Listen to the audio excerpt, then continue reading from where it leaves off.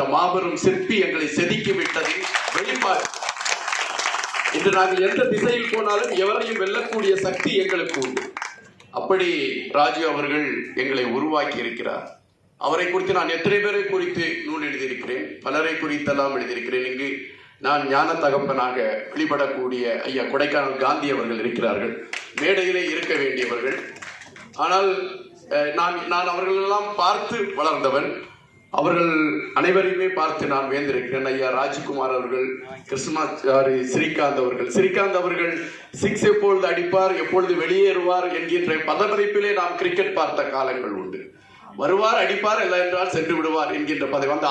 அந்த உயர்வான ஒரு ஆட்களை எல்லாம் என் அருகில் உட்கார வைத்து பார்த்து கொண்டிருக்கக்கூடிய ஒரு பெருமை கிடைத்திருக்கிறது. அதுபோல் ஐயா நல்லி குப்புசாமி அவர்கள் சென்ற பொழுது எங்களுக்கு அவர்கள் கொடுத்த அந்த வரவேற்பு, இன்னும் நாம் மேன்மக்களிடமிருந்து கற்றுக்கொள்ள வேண்டிய விடயங்கள் நிறைய இருக்கிறது என்பதற்கு அவர் ஒரு உதாரணம்.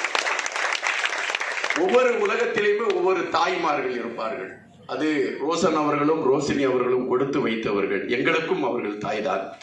நாங்களும் அதிலே பங்கு போட்டுக் கொள்கிறோம். காரணம், இந்த விழா நடத்துவதற்கு முன்பாக ஒவ்வொருவருக்கும் நாம் என்னென்ன மரியாதை கொடுக்க வேண்டும், யார் யாரை எங்கெங்கு உட்கார வைக்க வேண்டும், நீ எத்தனை மணிக்கு வர வேண்டும், இவர்கள் அங்கு காவல் நிற்கக்கூடாது என்று ஒவ்வொன்றையும் அவர்கள் பார்த்து செய்த விதம் வியக்க வைத்தது.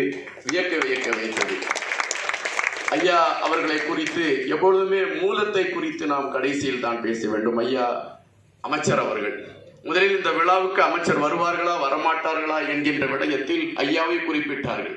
சில தடுமாற்றங்கள் இருந்தன. ஆனால் ஐயா உங்களுடைய கரத்தால் எங்களுடைய இந்த நூலை வெளியிடுகிறது என்பது என்னுடைய தமிழ் பூப்படைந்ததாகவே நான் நினைக்கின்றேன். அதுபோல் ஐயா சுமந்திரன் அவர்கள் பேசினார்கள்.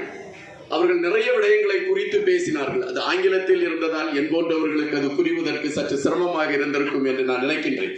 பட் அவை மொழிபாக்கம் செய்யப்பட்டிருந்தால் இன்னும் பல விடயங்கள் மக்கள் மன்றத்திலே அது அடைவதற்கான ஒரு களத்தை எட்டியிருக்கும்.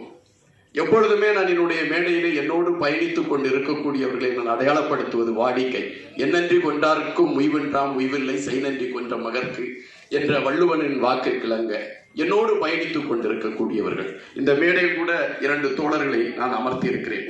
காரணம், நட்புதான் வெற்றிக்கான அடையாளமாக இருக்கும். அப்படி ஜெகன், ஜபதீபா அவர்கள், அதுபோல இங்கு எனக்கு முன்னால் இந்த விழாவை தொடங்கி வைத்த ஜான்சன் அவர்கள், அதுபோல பாடல் பாடிய சகோதரி செல்வி வர்ஷினி அவர்கள், இதற்கு முன்னால் பேசிய இலக்கிய சாரலை சேர்ந்த முரளி அவர்கள் மற்றும் மஞ்சுளா அவர்களை சார்ந்த குழுவினை சார்ந்தவர்கள், மிடாலில் இருந்து வந்திருக்கக்கூடிய பத்மஸ்ரீ மேடம், விஜி சிஸ்டர், தர்மா அவர்கள், சீனிவாசன் அவர்கள் மற்றும் எனக்கு பேர் சொல்ல முடியாத சங்கர் சார் அவர்கள் என அனைவரையுமே நான் வியந்து பார்க்கிறேன்.